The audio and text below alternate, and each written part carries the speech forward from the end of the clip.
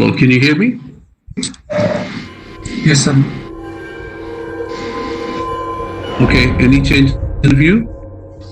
No, sir. It still says you're sharing your meeting window. So you have to stop sharing your meeting. Can you click on the share?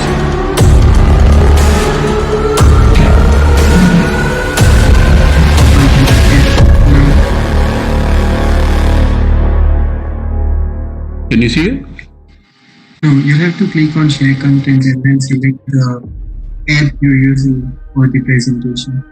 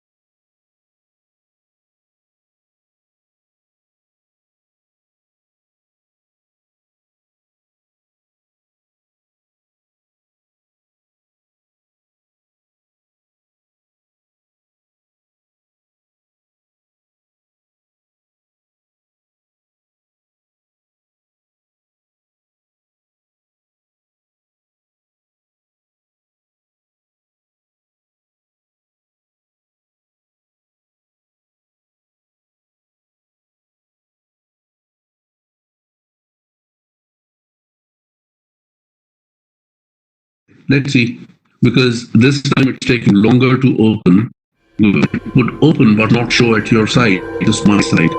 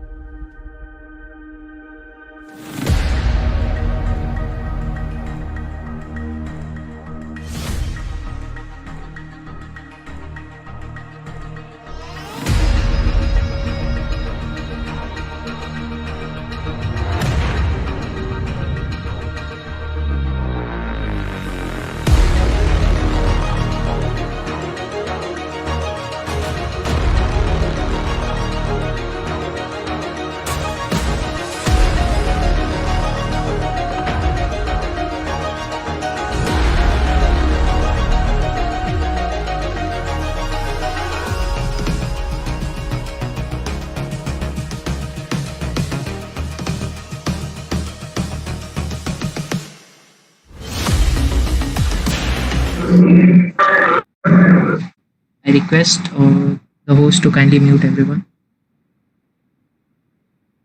So, good evening to one and all. I am Himanshu Thakur from Team IEEE BVM and I welcome you back to the sixth and the final session of International Tech Conclave ITC 2020.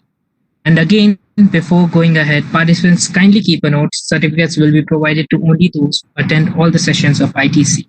I request the participants to like this videos and also subscribe to the channel. At the same time, if you have any queries for the speaker, you can use the chat section and our moderators will forward it to the speaker. Today, for the upcoming session, we have with us Mr. Farid Khan on the topic, the smart cities of tomorrow. Now, I would like to call Dr. S.D. Dhiman sir, TechWeb coordinator at BVM to take the proceedings further. Hello. Good evening to one and all. I am Dr. S.D. Dhiman, TechWeb coordinator and associate professor at BVM Engineering College, Vallabh, Vidyanagar. I welcome all the participants to the International Tech Conclave 2020. I want to welcome our speaker today, Mr. Farid Khan, for being with us.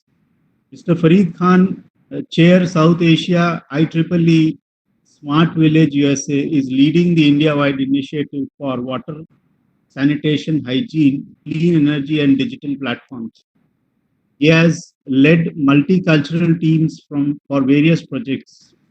Without wasting much time, I would like to hand over the mic to Mr. Farid Khan sir and get started with his sessions. I request everyone to keep their microphone off. Thank you.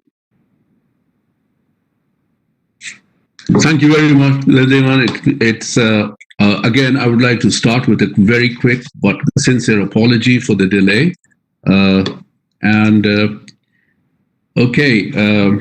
Welcome everyone. Thank you for this opportunity, BVM Engineering College and all the dignitaries present, and welcome my young friends. It's always a pleasure to engage with the young professionals of IEEE and the people who are going to move up the ladder. And hopefully this has been my campaign for many years, and I'll very quickly touch upon it, that IEEE has the second largest membership in India, but we are not represented proportionally in the upper levels of IEEE, and that's something that we need to redress.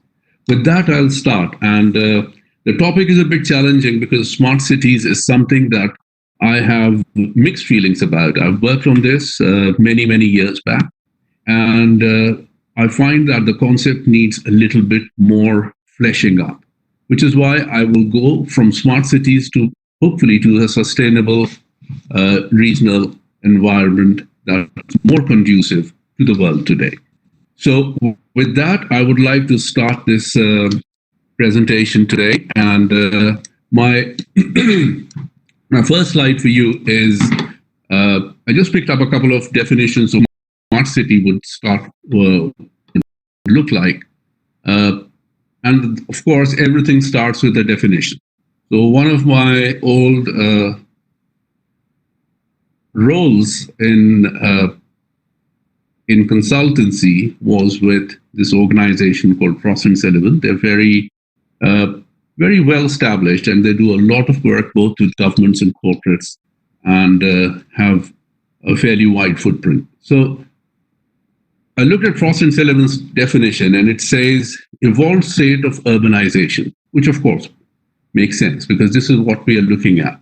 When we look at smart cities, cities have grown so much in the last maybe 70 to 80 years that the growth itself is more than what the rest of the civilization that we have on this planet would have had in the years that wherever you start from, 7,000, 10,000 years back.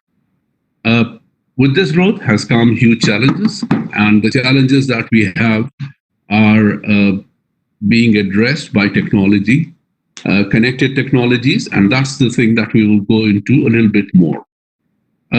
It talks about buildings, utilities, authorities, infrastructure, industry. Two major components that we can think about when we think about smart villages. Number one is at the basis of everything. And this is not just because I'm an electrical engineer like most of you, or connected to IEEE as most of you are, but I call energy and reliable energy as a basic enabler for everything that can lead to progress in terms of healthcare, in terms of communication, in terms of well-being, education. The basic transport, the basic enabler would always be energy, and reliable and clean energy. So that's one, but a later addition is communication and how we cross-pollinate information, how we analyze information, and how we collect information. So that's something that we'll touch upon later in this. Wikipedia had a more nuanced definition, as I would say, because they talk about investments in human and social capital. And they do talk about the technology part of it, but they say that for sustainability, you need to have human and social capital that goes hand in hand with economic development. A high quality of life and wise management of natural resources. So I think this is a more all-encompassing definition, and we should look more towards it than just looking at cities as islands in their own right. Again, something that I will touch later on in this, but just to give you a brief overview of where we are going with this presentation. So a definition of smart city, a high quality of life really is at the moment the structure of smart cities. So I think how we envisage the cities to get smarter, or the cities that are not really there, how will they take the leap towards getting to be smart cities? And one thing I should hasten to add, that there is no really final goalpost that a city will start from A and reach Z and has become smart. It's a process. It's a continuum that we will continue to face more and more challenges, and we will try to make better solutions using mainly technology. So that, in a sense, was a definition of where smart cities is going to lead to. So, as IEEE has a smart city vertical, and they define smart cities where they want to bring technology for the benefit of society. The one thing that keeps coming back over and over again in definitions is the word society. Is the word that the services that together would bring a city towards being smart have to work together, have to be interoperable, and then they also have to be individual and society-centric.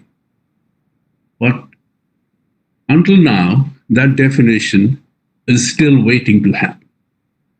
I have experienced a number of cities, and some of the best ones lie in Asia at the moment, like Seoul, like Tokyo.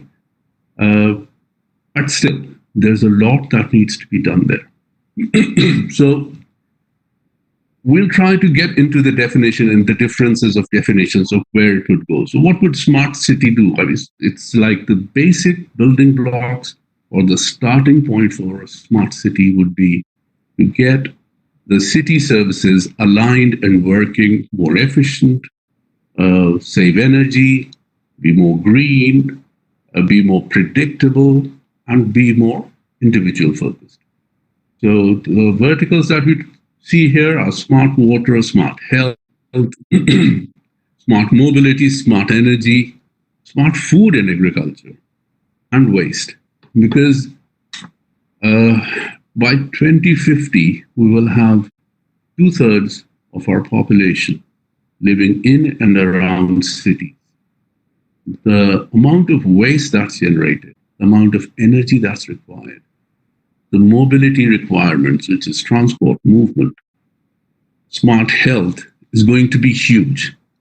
But at the basis of this will always be something which is smart energy that drives everything, the sensors that collect and intelligently lead to devices, and those devices, whether they're IoTs or inbuilt or interoperable devices, will create that feedback and data that will go into big data and the analyses that will be there.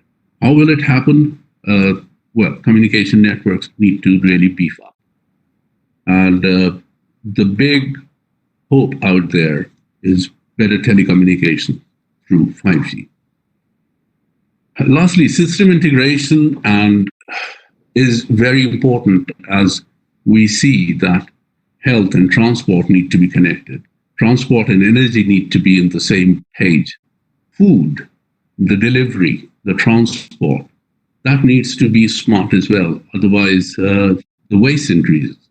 And somehow we have to bring the waste down, bring the water use down, bring the energy use down, but increase the efficiency of the other components. That is the biggest challenge, because we do not have limitless energy.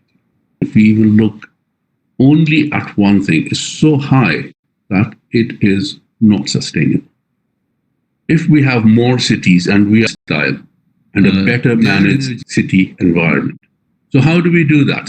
IEEE Smart Cities is an initiative, and they started that many years back.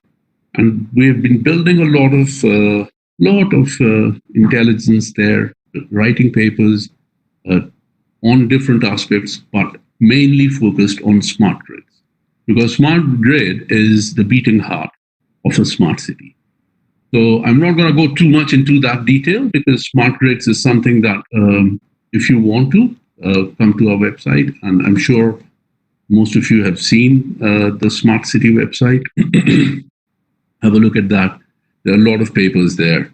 But at the moment, I'll touch upon the various technologies that are being brought together to develop the cities and to bring in the solutions to the major challenges that we face. And the biggest challenge at the moment, I mean, COVID aside, is the migration and the growing population. And some of the technology is also contributing to it.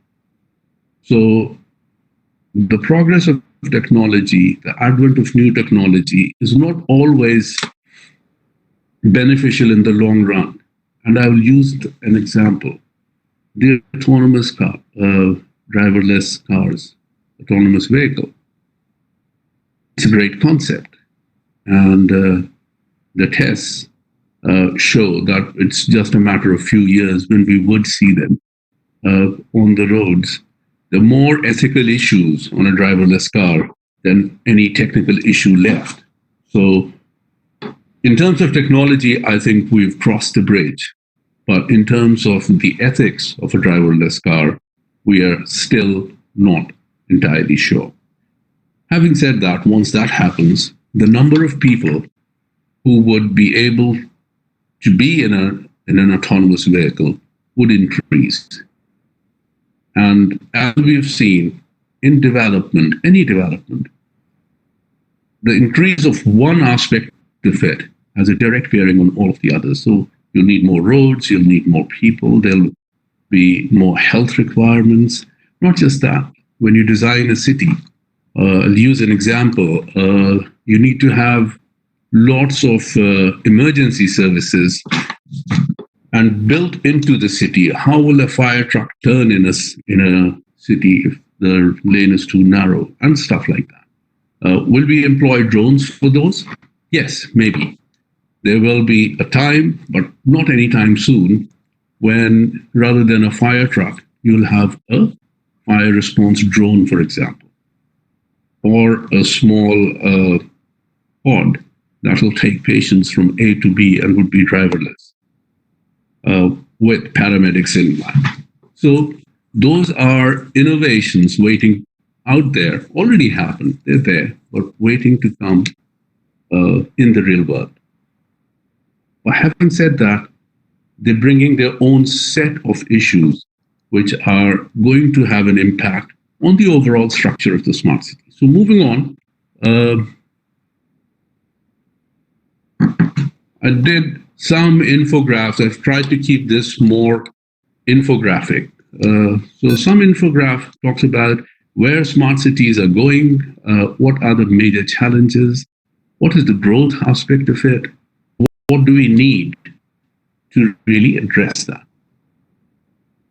As I said, at the heart of it is, of course, smart grids, but big data and data analysis and data analytics, and the advent of new and more intelligent resources to measure and report and respond is the other frontier that people are working on, both within IEEE and in the academic world, in research labs. So where we are going with that, you need smart sensors. You need those smart sensors to be connected. And the connectivity and the smart grid, the energy use are the two major aspects that will be driving the growth. On the services side, the major issues, of course, are to do with healthcare, transport, and also environmental degradation. Water is a big challenge, huge, clean water. So Traffic management is again an issue where you cannot keep doing management unless we try to limit some of the resources that go into it. And I see that in London and a lot of cities I visit that now. I'll give you a short example that one of the things in major cities, as most of you know, wherever it is to find parking. And you keep driving around, and that increases the traffic volume in that region. So a lot of smart cities are now trying to minimize those people who clog up the most busy part of the city by not being able to park. It's detrimental to the city, it's detrimental to the environment, to the traffic flow, and to the individual or individuals who are in that situation. So now what you have apps where they guide you to the nearest available parking slot. Okay, but that's not the solution. It's a short-term fix.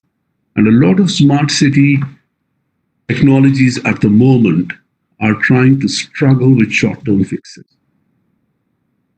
And the reason is that the long-term planning is hard, is very expensive, and it's also not something that cities and the structure of how city administrations are set up are designed to think. So this is where we come in. And this is where IEEE Smart Cities comes in. And we as engineers, whether we are with IEEE or not, have this almost this challenge that only we can meet, where we bring the technology but with foresight. The technologies, whether they're IoTs, whether it's something machine learning, cities, we will, if we are reactive all the time, if we see that the city is getting clogged and we go out there and find a startup who builds an app for parking, as I mentioned, yes, I call that the stopgap solution. It's a short-term view. It's like a little patch you've put there. But when we start to design cities thinking how people move, and this is where big data comes in, where they can cut down their movements and so on. And COVID has been a big eye-opener for all of us. Now, it has shown us that, yes, it is possible for us to limit our movements and to see if we can still keep working and where we could cut down. So I'll go into more detail on that later on. But moving on, so one of the things that we need to do in most cities, because they've grown, and they don't have to be the mega cities we're talking about, they're also the B-class cities all across the world. One of the things that defines most cities, I would say it's in the 90s, is the fact that the services have grown also in a very non-standardized manner. So, and they have taken a silos approach. So the electricity department doesn't know that there's a new shopping mall coming up in one part of the city until it's ready. And then there is a delay because they have to build a lot of infrastructure to go there. And yes, planning departments do provide permissions and should have informed, and a lot of this gets lost in red tape and bureaucracy, and sometimes it leads to a massive glitch, loss of revenue as well, both to the city and the individuals and the corporations who own that. So one of the things that the big change that's coming with the old way of running a city to a new is having an infrastructure which really communicates with each other and is more intelligently tailored to work for the city, not just as one mega monolith of a city, but also has the granularity to be able to offer citizen-centric services. Again, I'll use the example of COVID here. that what we've seen with COVID, that there are a lot of people in more vulnerable circumstances who are either in hospitals or living in old people's home. So how do we change the services to really provide them with a prioritized service, especially in healthcare and others, while easing out on the other side of it? Sweden has that model. They're working on it and it's working, but that's because the people come together in that. And that's the one missing link in smart cities that I'll talk about. That until now, whatever we see about smart cities is defining the verticals, bringing in the technologies, and yes, I'll go into that in a bit, bringing in the technologies for the verticals, making the verticals more efficient, more communicative, better managed, more data. But it's still a top-down model. It's still the model where the administration sits down and makes a decision. The citizen is not really involved as much as they should be. And that's perhaps one of the bigger challenges. So how do we make it more individualized, the services that we provide, while keeping the bigger picture, which is not just the city. The bigger picture is the rest of the community. We live in a globalized and connected world now. We can't look at city-states. The Singapores of this world are almost an outdated concept. Singapore itself will have and has more connectivity with other cities than most other cities. And that's a smart city which still is evolving. It's not an evolved city, but it's one of the better ones. But tomorrow, if we take away the feeds in terms of resources, in terms of communication, in terms of energy that Singapore has to derive from the rest of the world, then it's not viable. It won't last a week. So when we talk about smart cities, we really talk about what the impact is and where it's getting the resources. And the resources include human resource and the flow of migration and how it's affecting it. And because we don't plan for it in the future, we are always in a reactive state. So we have the people come in and then we think about what to do with this. And that's been the way that planning has functioned for over 100 years as the cities came on, and especially in the last 70 years after the Second World War, after Europe was rebuilt and America took off. That was the time that the big cities came. And the bigger challenges for us came in the last, I think, 25 years when Delhi and Bombay, Bengaluru, Calcutta, and the bigger Chennai, B-class, so-called B to A-class cities started to move up and became huge and massive. The challenges have been immense. We've done a remarkable job by keeping everything running at a fraction of the cost and a fraction of the resources that the rest of the world has done. Much bigger cities than most of the other world cities. And we've still done that. So I often hear when we go that, this is not working and, perhaps this could be better. And yes, of course, there's always room for improvement wherever you are in India. But when you compare it with the resources that we've put in and the progress that we have and the innovations that we have brought into it, it's a remarkable thing. And it's something that every time I come back to India, it fills me with pride. That we've been able to do so much with so many limitations and challenges, not just of resources, but other challenges as well. So, yes, so the path is to make more accessible, more reliable services that are tailored to work for the citizens, improving their lives.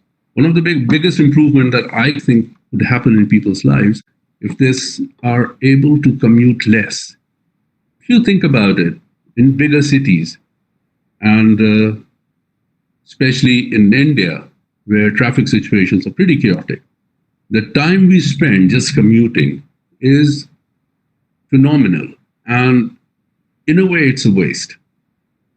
Yes, you can do your phone calls when you're in your car if you're not driving. Yes, you can do some email and responses, but it's a very inefficient way of managing your time. So the future cities, if they can evolve in a manner where people have less to commute, more time on their hands, there's less of health issues because of pollution, because of somehow be able to avoid unfortunate but imminent incidents like pandemics or other man-made or natural disasters. That is the bigger challenge for cities. So getting more, just a quick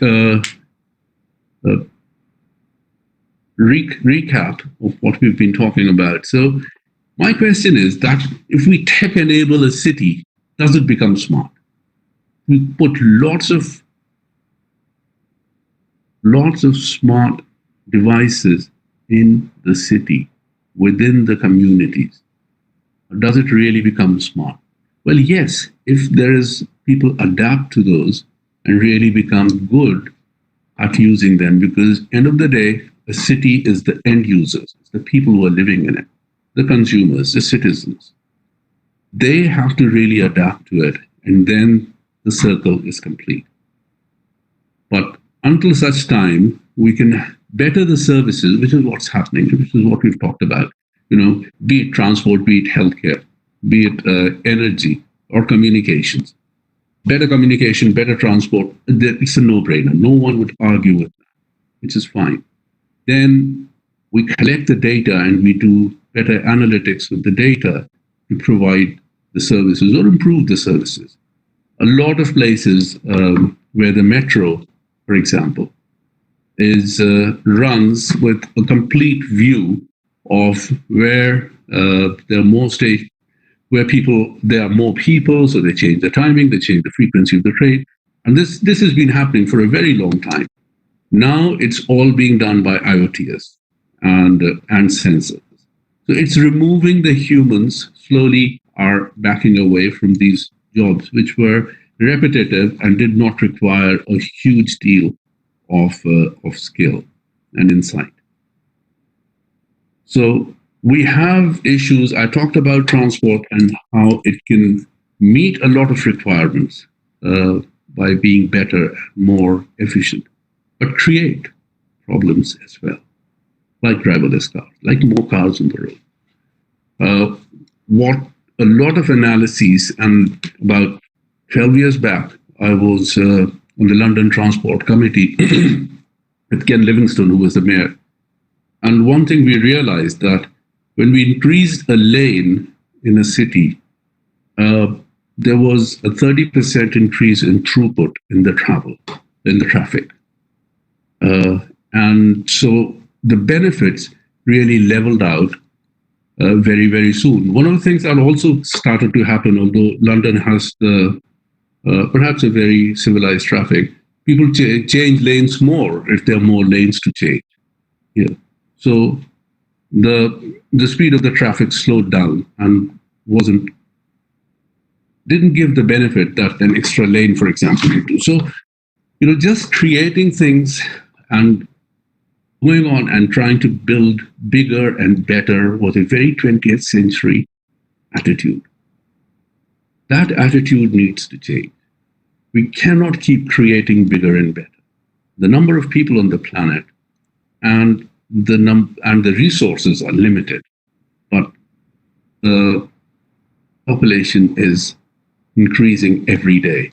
So we have to plan in a manner that we can take care, at least provide the basics to everyone and be sure that we are able to do that. Connectivity is another big one and we've made huge progress in it, including in 5G. And Wi-Fi and wireless technologies, fiber. So what it has given, that it has connected the raw data to the big analytics, where to the data centers where the analytics are done, and quickly, almost in real time, to be rolled out to the point of contact, which is what's required. And of course, there's a lot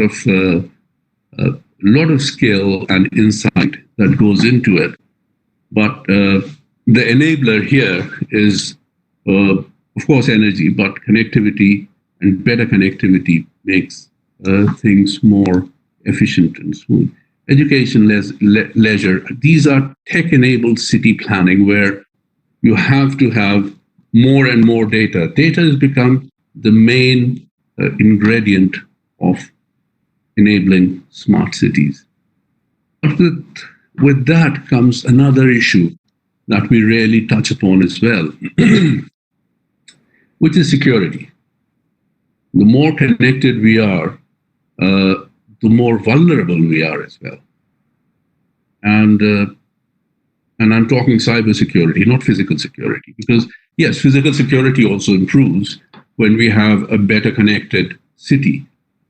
But on the one hand, there are issues with cybercrime and so on that I'm sure most of you will be aware. So it will be easier to knock a city out, for example, to knock a smart grid out by some unscrupulous hackers, which would cause complete mayhem, because now there's so much dependence on healthcare. Or even with connectivity, even if you don't get the electricity out, if you blank out the communication in the city, it will also almost come to a halt.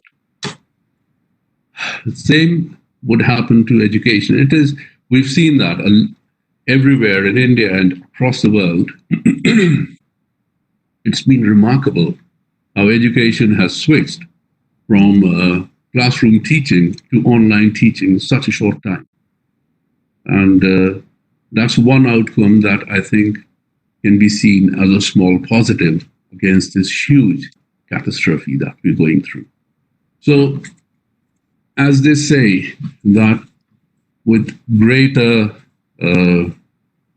we have a great responsibility, because the data we are collecting on people has the vulnerability to be misused. So, but there is no option. With these mega cities, we have to have this connected world where the healthcare knows where the transport is, and the transport knows where the waste needs to go, and it keeps everything flowing.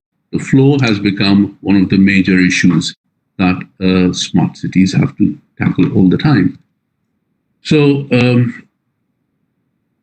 moving on. So, until now, most of the things that we've talked about, I would call that it's intelligent city planning. It is smart cities, but the smart city that we are talking about, we almost talk about it as if it is one single unit, and as if the outside world is not affected by it. And we've seen that. For example, in the US, the cities consume about 2/3 of the resources. So when we consume resources, we talked about waste, but another thing is environmental pollution. That's also very high when you look at the footprint of the city as opposed to the rural environments. So anyhow, but this is all related to better city planning. So what it has done in the last 30 years, that the intelligence in city planning has improved and moved more and more towards computing. That was, I would say, phase one. And the 2.0 of that is moving more towards AI, IoTs, machine learning, collecting more and more data, getting it into data centers. And what is really working is how we cross-fertilize the data connected from one part or one service how do we pick up data from, for example, from transport and see what's the best route for an ambulance to reach a hospital and save a few minutes, which might save a life. So that kind of cross-fertilization of data has been at the core of the success of what we've done with intelligent planning of cities. One, and I talked about the security, but it doesn't have to be a rogue person or state or an agency or an organization that tries to knock systems off. The more complexity we develop, the more chances of failure they're going to be. So how do we develop not just the infrastructure, but the resilience to keep it going? So if one part of it gets knocked out, where is the grid that will give it a second, a different route for this service to continue in a manner which doesn't affect the end users? So that in itself is a huge challenge and a matter for resources as well. Agility is because technology is changing and new things are coming on. So how agile the system is to develop and adopt new technologies, that is going to be the big thing. Connected services need to be scalable because of the predictions that 2/3 of the people, as I said, would be living in cities by 2050. So I think that both the definition and what cities look like and what they will be is going to change. And one of the best places to see that change, I think, is India. It's already happening. Every city now continues for really not dozens, but almost 100 kilometers around, where you never know where the city ends and where some other small town or city begins, because they're almost connected as you drive down a highway, for example. So that this is what we're going to see as the future state of things. And that is where we need to build our planning, because the whole concept of a city and a village is also almost outdated in the current century. It worked before, but now you see that those divisions, those clear, stark divisions, are no longer in place. So we have to rapid scale the core services for migrations that come from the villages into the cities, but that's not emptying the villages. There's still considerable people left and they have to be there. Who's going to do the farming? At least for the next almost 100 years. Don't expect robots to be there to run the farm, so we have to do it. So smart city is what is not a smart city. It's just a modernization of the old big cities. It goes well beyond that. That definition of smart cities is already outdated. So, we have almost run out of time, so I'll try to keep this short. And where does this whole structure of running a city and creating the resources and improving the services and therefore making the city look better and then calling it smart city come from? It comes from, I would argue, from the end of the Second World War, when America launched the Marshall Plan to rebuild Europe. And so that was the time that people were trying to get cities almost printed out on a scale that people needed to be housed, people need. And so that was a very top-down approach. We're not there. We are in the 21st century. We need to take a bottom-up approach. We need to take a citizen-centric approach. And we also need to take an approach that is globalized, because that is the big change that we've had in this century, or started in the end of the previous century, that the world has become globalized. It's more connected, there's more population. And as I was saying before, that there are more gray areas than black and white when you talk about cities, urban and rural areas. So in the interest of time, I'll very quickly go through it. One of the estimates vary across the board. I'm not going to go too much into the detail of how much it's going to cost and what it's going to be, because every time we make an assessment like that, that assessment is already outdated by the time we've talked about it or done the calculation. It gives us an idea, a blueprint, a starting point to go forward with, but it's not something that we should hang on to. So optimization of services has been the major thrust of smart cities until now.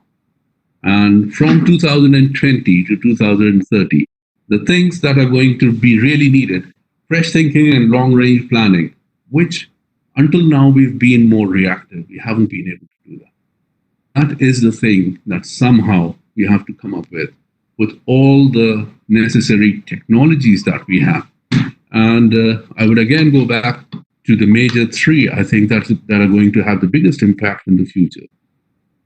That is IoTs, machine learning, and AI. And if we set the foundation, which is more future-centric now, then when AI, and it's a fact of life, by 2030, it is going to be almost everywhere, ubiquitous. So when you have AI and machine learning, the structure, and this is really important, this is, I believe in this, now the structure we put in place today is where their starting point would be, and that is where, and that is what will define the trajectory that cities take, and the planning and execution that is left to AI and machine learning. There are all sorts of issues there, and I don't have the time to go into that. But we still have to make those decisions as long as we can. And it's imperative upon us to get those decisions right, not just for today, not just for being reactive, but for the future. So yeah, 5G is going to be the other thing that I wanted to talk about, but I don't think we have much time left. Need some time for questions as well. So this is, in my opinion, is the future that we need to look out for and have a blueprint for. So we will have, and we already see that in most populated, largely countries like China and India, Mexico as well, parts of it, that the urban-rural settlements are mixed. We will find micro-territories that are smart themselves. So the term smart is not going to be confined only to the big cities. It'll slowly move out, and we already see that happening in a lot of places. That satellite cities and towns are cropping up, which are actually better managed, better planned, and therefore, in some ways, can be called smarter. Megacities will, of course, be there and will be driving the change, so they're important. And then there will be this mix of multi-center conurbations where there'll be cities and there'll be towns and there'll be villages. Maybe some rapid transport would connect them. The travel times would decrease. The deliveries will become more efficient for bigger cities and city centers. So people would begin to move out rather than move into the cities. And that needs to be the basis of planning for the future sustainable cities. Because just being reactive and getting the better services is good for today, but not a plan for tomorrow. So finally, and this is my final point on this, that we talked about big data and data analytics and IoTs and cross-pollination of information and data. But the biggest missing thing at the moment is who is at the center of it. It's not the planning department anymore. It has to be the human. The approach needs to be human-centric. So I think I already talked about that. A human-centric approach needs to be the blueprint for future planning, both human and machine-led. So that is my final slide for today. And I start with lessons from COVID to talk about humanscapes. Now, this is not one city that we're talking about. This is not making one city smart that we want to really look at. It's not about ignoring the rest of the country, the rural, by just putting more resources and sharpening the tool, which is the city, while leaving the others behind. No, we're living in a globalized and interconnected world. And that should be our thinking going forward. So the villages need to be smart as well. They need to be empowered as well. That is very important. And that will take some pressure off from the cities as well, if we can at least reverse or halt some of the migration. So I've gone 2 minutes over the time. Can I just finish? I'll take another 2 minutes. So we're looking at multipolar smart regions. And this is my final point, that we should begin to look at least at not just smart cities or smart villages, not those concepts which are in a frame, but more on a smart region basis, where we're connected by rapid transport and, of course, good communication links and grids, which create independent super entities of villages and rural areas and nature and the urbanized city environment that we mainly talked about. So this is a family of regions, a family of habitations that we need to look out for, we need to plan for, and we need to spend time to think now of how we want that and where that needs to go. In a globalized and an interconnected world, I think that's the future. Thank you very much. Questions, please. Thank you, sir. Now moving ahead with Q&A section. Now I would like our moderators to please send the questions in the chat box, so can just take them. Thank you.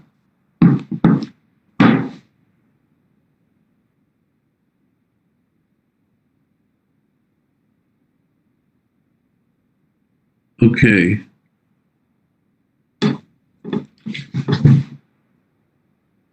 Okay, let me start with the first one. It was about, or would the moderator want to come up with the questions that need to be answered?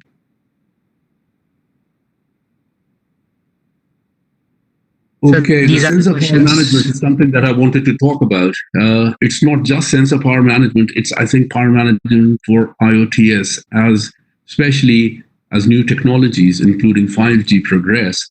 One of the things that we would see, that when we reduce the power, and that is, I think, the frontier for IoTs at the moment.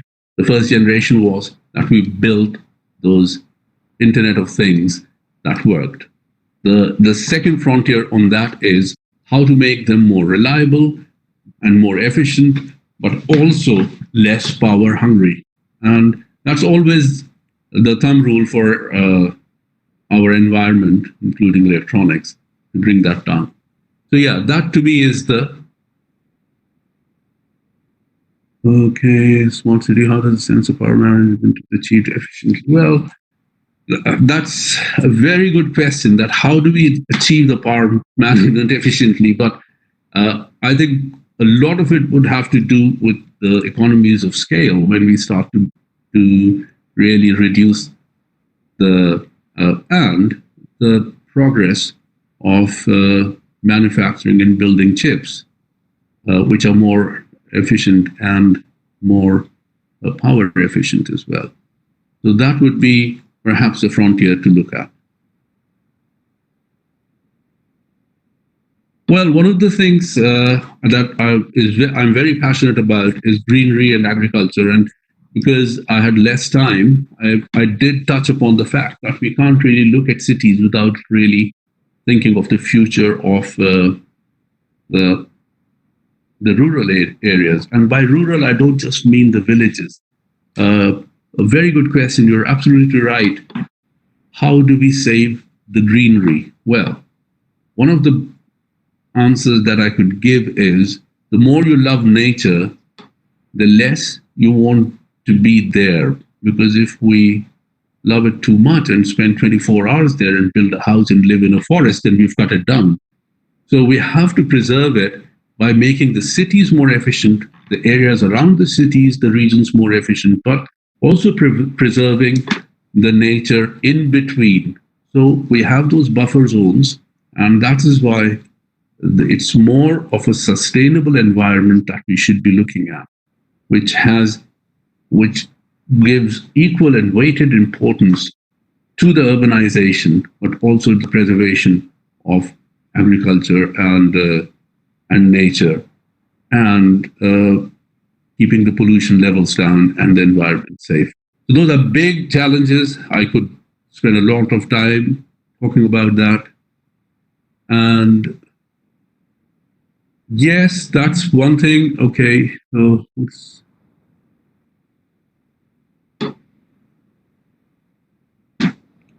Okay, so we've been working for the last few years on, there's a question of how smart villages can develop opportunities in entrepreneurship, which is a big question, which is a very good question.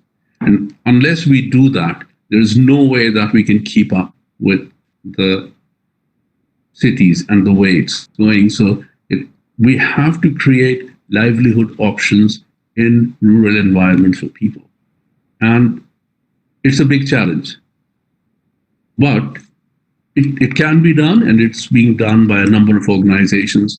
We are working in a number of places, from Ladakh to Gujarat. We're going to do 6 villages there. What we've done is we have specialized entrepreneur training programs for village and especially rural youth that we've already trained about 32 youth in a village just before COVID. So it started in January. So first of all, we give them entrepreneur training. Then we do a series of assessments, sitting down with the communities. I won't go into the detail, finding out what really works for them. Is there a handicraft? Is there a dairy around there that they could, or a milk chiller plant? And create livelihood options around what is relevant to those communities. Don't just roll in there and try to give them something and say, okay, it worked in Maharashtra, it will work in Gujarat as well. That's not the approach we take. So then it becomes more challenging. Well, the advancement. I'm sorry, I'm randomly picking because there are so many questions coming in that I don't know. And some of them are such big questions that I don't think you would have the time. I can talk about them. Okay, smart cities, big data creates more problems like data handling, data security. What are the solutions? Again, we talked about the whole smart city thing. There is no endpoint, end goal. The more, it's almost like, if you use Microsoft or Macs, the more, and most of you who have done or do programming do understand that when you write a piece of code, expect there to be some rogue code coming to that. And then you have to write a patch, but even the patch is a code. And so the whole thing goes on. So it's an arms race that we have. We create more data, but unless we build secure and, again, human-centric policies into that data, which was giving us so much new and better and efficient services, can also turn against us. So there's a huge issue on security and management and privacy that needs to be addressed while we're doing this. Okay.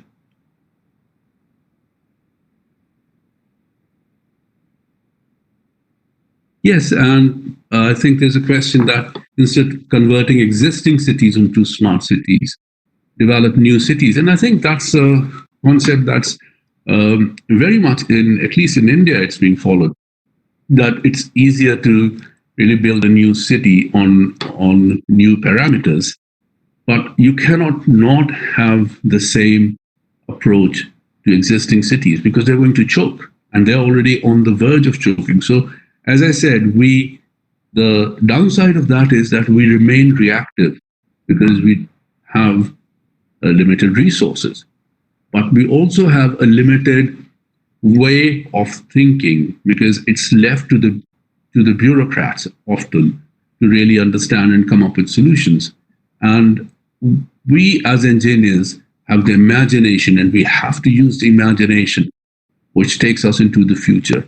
That's not the job of a bureaucrat. Their job is to keep the system running today and 24/7 as best as they can. And they do that. And I'm not saying that they have to do more than that. No, that's their job. It's our job to really look over the horizon and plan for that, both for new cities and old ones as well.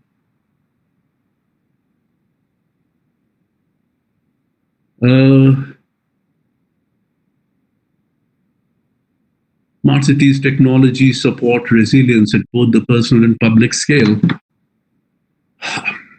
There's no thumb rule for that, I would say.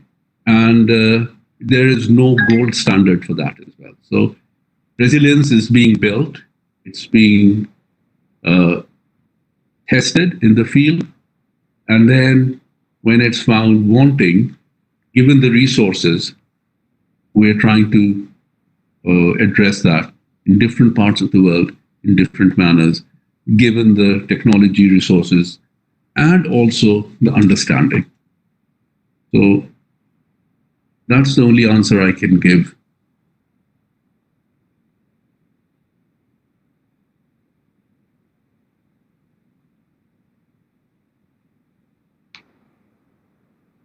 Someone says population is a big factor and it will affect the smart cities. Of course, everything is population.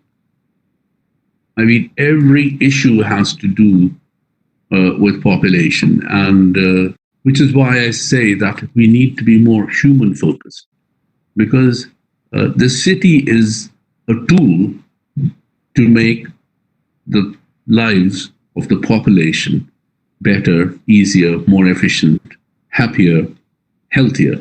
So that's really it. It has to be focused on the people, and that's what's happening with most of the smart cities. That the better the services are, the better the lives, hopefully, people are. Okay. I'll take one final question from this, or if the moderator wants me to address some specific issue, let me go to that.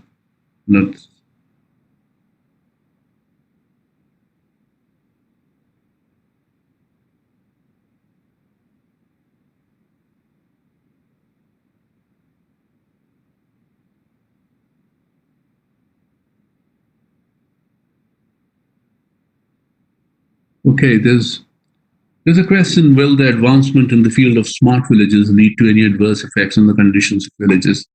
Yes, that has given me sleepless nights. And as part of IEEE Smart Village in 2016, National Geographic shot a documentary on our work, and we all trekked up to Ladakh. So we went to a village in Ladakh, which is like 3 days trek from the last road.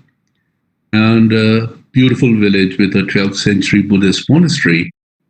And people were so friendly, so nice, so lovely, and there were 100 of us, including the National Geographic crew and IEEE members from New Zealand, China, America, UK, India, so a big contingent. And every evening we would sit and talk about this, that are we doing the right thing? Because they'd never seen a light bulb. And on the 15th of August, 2016, I'm very proud to say that Independent Day, we switched on the lights. We worked like 14, 15 hours a day because we took that as a target. And the whole village and the monastery lit up. And if you go to our website, you will find that picture. It's a beautiful picture taken by a globally awarded photographer who had accompanied us as well. So this was the question that we kept asking each other. We put computers in the school. We connected the computers through satellite phone to the internet. that they seem so happy and so, I wouldn't say simple, but honest, that are we bringing our technology?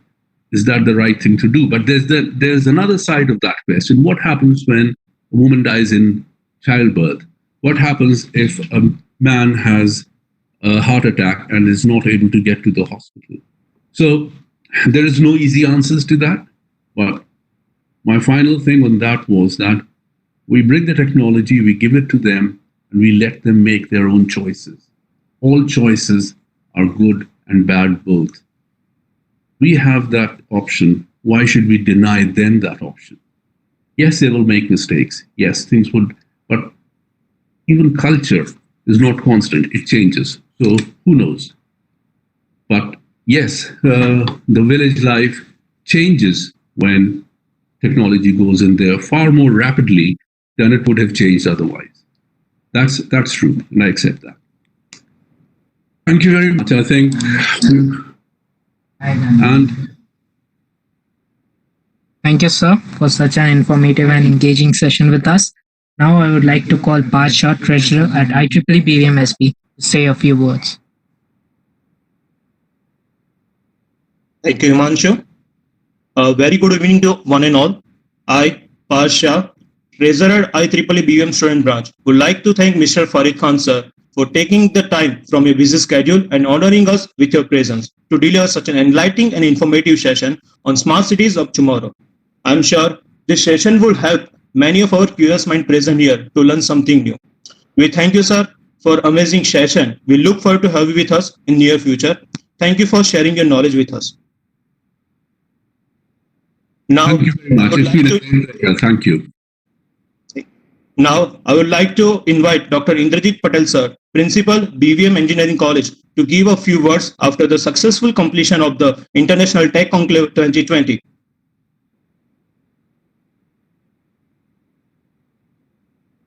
Khan, all the viewers and the participant of this IEEE student branch organize a very state-of-art ITC 2020. We started on 26th April with a very delighting lectures by Dr. Jyotika Athawale from Intel Corporation. She highlighted the various aspects of the futuristic technologies, future trends and challenges, whether it is the data, whether it is space, whether it is computer science, communication, infrastructures, and how we move ahead to come out with these challenges.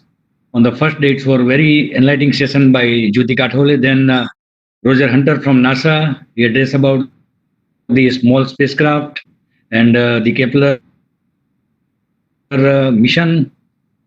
So, shown many interfaces and the mission which have been carried out by NASA, including the Moon mission, Mars mission, and the planning towards the study the surface of the Sun and how the technology works using this Kepler mission, particular from NASA.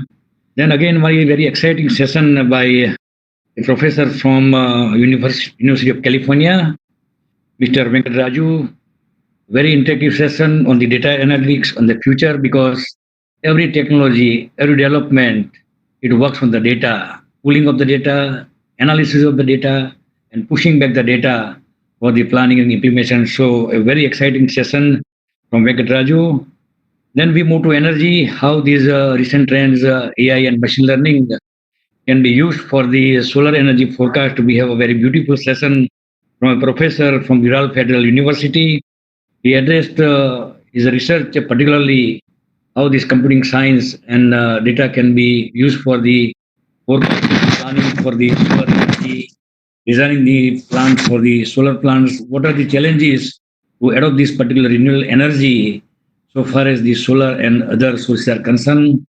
Yesterday again, a very dynamic lady, scientist Archana Sharma from Sun, Geneva, she focused the technologies based on the radiation, particularly the Big Bang, the nuclear fusion, and how this generation of various parameters in context to the space and what the studies particularly they have done at this Sun Geneva It was a really exciting session.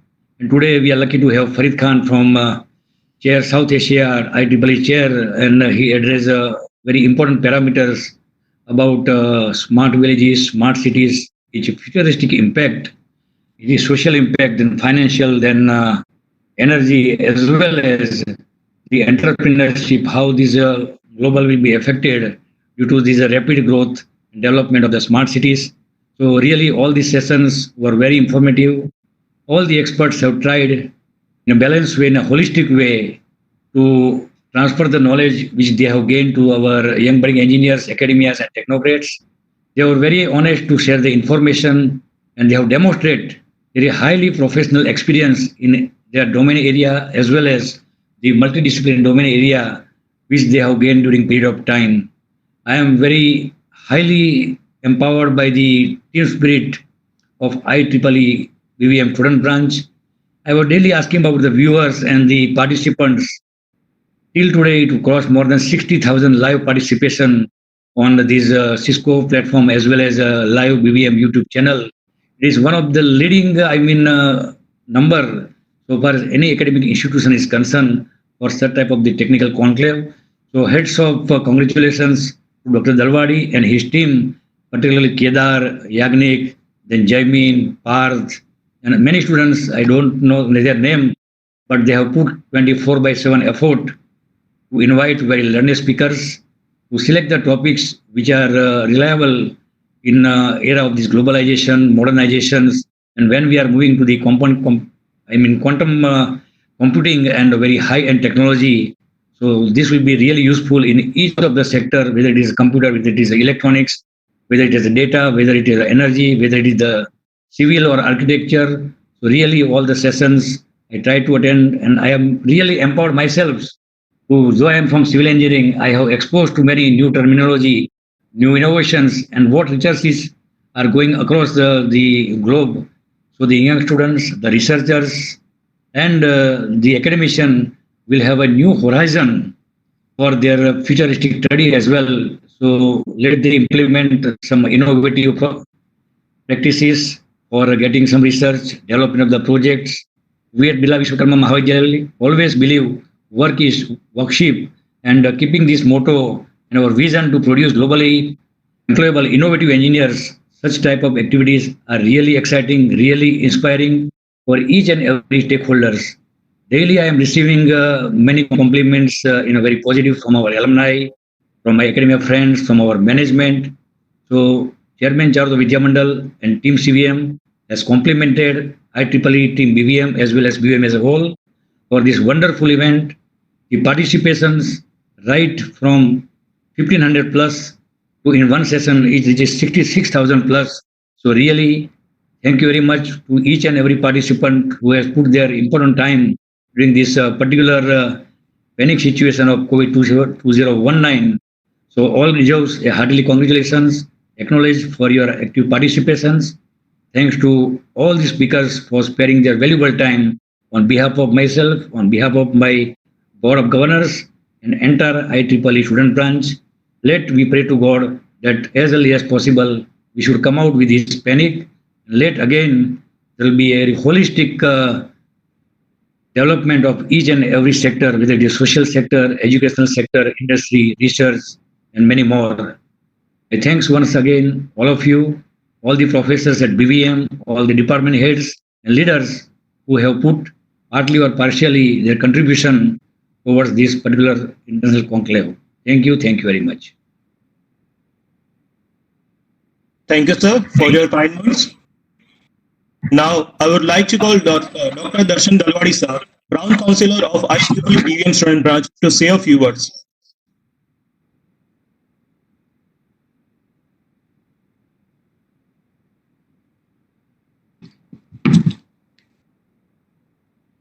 So first of all, I want to thank today's speaker, Mr. Farid Khan, sir, for the informative session.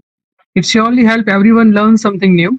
I thank our principal, sir, Dr. Indrajit Patel, sir, for the kind words and supporting us. Under the leadership of sir and motivations and guidance, such kind of event was happen. And today throughout our host, Himanshu Thakur and Partha, along with the moderators of the today, Fenil, and Galav for handling everything during the session to make it effective. I would like to thank Team IEEE BVM for organizing this event and all of their dear participants without whom we would not be able to spread the knowledge. I congratulate the whole team for the success of International Tech Conclave 2020. In these 5 days, we have participants from India, Uganda, USA, Poland, Bangladesh, Colombia, Indonesia, Peru, UK, Canada, Germany, Iraq, Israel, Pakistan, and Russia with over 60,000 plus views so far. I hope everyone enjoyed the all 5 sessions and have something to take away from them. I wish you all good luck and on your future endeavors. Stay safe, stay home, everyone. Thank you. Thank you very much. Thank you, sir. I once again thank Mr. Farid Khan, sir, for your presence. Thank you, everyone, for joining in. You have been a great audience. Participant, please note that you will be soon receiving your certificate by mail within 10 days. And before ending this session, I would like to remind everyone about our upcoming blog writing competition, Blogathon. Registration are open now, so kindly go ahead and register as soon as possible. Further details are given in the chat box. And yes, we have another event for you on May 1st, tomorrow, 11 a.m. We are coming up with a short session on basic of blog writing, Blog Talk, a pre-blogathon webinar by a scientific blogger, Mr. Vaibhav Shah, here on YouTube, where you will get ideas about how to write a blog and publish it. So do join us and get started with your own blogs. I once again thank everyone. Stay home, stay safe, and keep learning.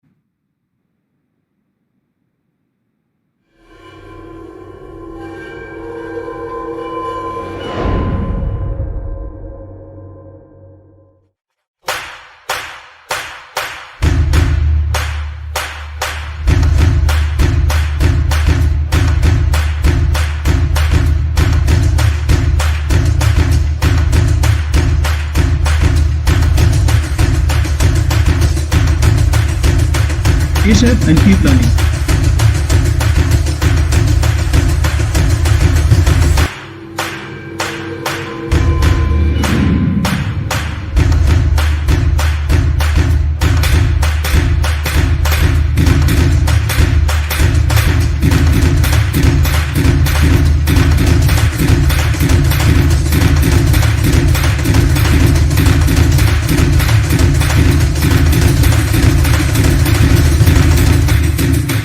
Stay safe and keep learning.